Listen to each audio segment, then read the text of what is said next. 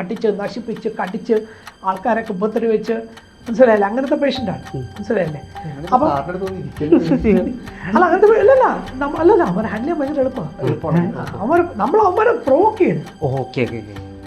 മനസ്സിലായില്ലേ?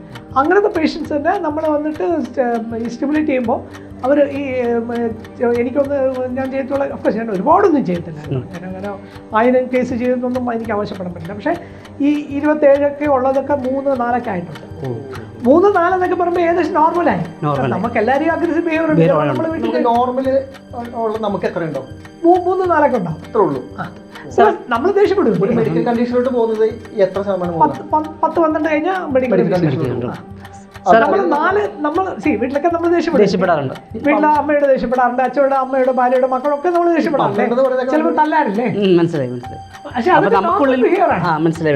12 തൊട്ട് നമുക്ക് വേണ്ടി മെഡിസിൻ എടുത്ത് വേണ്ടി കൺട്രോൾ ചെയ്യാൻ പറ്റുന്ന മരുന്നുകളെ ഉണ്ട് ഇതിനകത്ത്. പക്ഷേ ചില ആൾക്കാർക്ക് ഈ മരുന്ന് കഴിച്ചിട്ടും പ്രയോജനം കിട്ടും.